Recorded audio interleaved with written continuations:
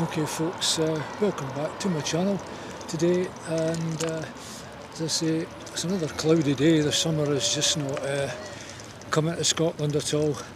But big question today, is a MIRIDER better than a Brompton?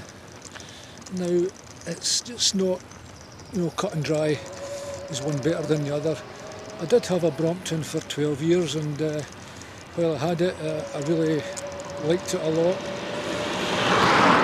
It was a very iconic bike, and as time went on, I was getting into my 60s and I felt, well, I needed something electric, and I decided to buy a switch kit for the Brompton, and that was great for quite a while. Enjoyed that very much, but what I just didn't like was the bag, which was on the front. I thought it just looked pretty horrible, and it was something I thought I wanted rid of. So I thought about buying a Brompton electric, but the price put me off. It was around about £2,700 to buy a Brompton electric, and again it had a big bag on the front of it, and I just felt, well, is Brompton really moving with the times? And they haven't changed their designs for years and years, and that is probably a good thing and a bad thing, because in all honesty I just felt I wanted something a wee bit different. So therefore, I decided to go for something that was integrated, a battery all in one rather than a bag sticking out. Now folks, yeah, I just wanted a wee change, and I decided to swap it. Well, I didn't swap it, I sold the Brompton and the switch kit and got myself a MIRIDER, and was I happy right away with the MIRIDER? Well, I probably wasn't, because a lot of wee niggles with it, a lot of things was going wrong, just silly wee things, and but I persevered with it, and then, as I say, if you've watched some of the videos on my channel, you probably have known that next thing to go was the charging point on the battery, and I thought, right, is it time to get rid of the MIRIDER? Should I have just kept the Brompton, because I didn't have any problems with the Brompton? And I still felt that even if I had to go and buy a new battery, which luckily I didn't, because I managed to fix the charging port for pennies really, by just getting a new charging port and getting it soldered, and that's it all up and running again, folks. So at that point, when I thought I needed a new battery, did I want to swap over and just go back to a Brompton or something? Well, I don't like going back, I like going forward. So I thought, right, I'm going to keep up with just the MIRIDER, even if I've got to buy a new battery, because the biggest reason for that, I just always found it was a very, very fun bike to be on. The Brompton was a good bike too, don't get me wrong, but I just felt, every time I seen the MIRIDER, I had a smile on my face. It just looked the part, and when you're on it, you've got your chunky tyres, etc.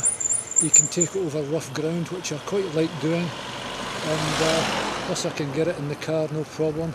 I mean, I know I can do all that with the Brompton, but it meant just having a great big bag on the front if I wanted to have it as an electric bike. The Brompton was great in a lot of ways because it could fold better than a MIRIDER, obviously. It got into smaller spaces, but in all honesty, I kind of like my MIRIDER just that wee bit better. So is it better than a Brompton? I wouldn't say it's better than any other bike, but you've got your fun factor, and not just the fun factor, I just feel it's more enjoyable.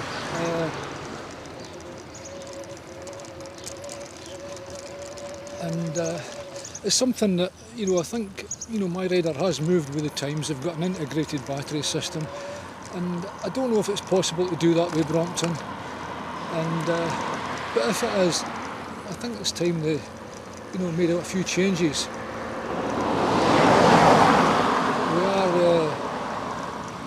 We are 2024, and Brompton's never changed their designs.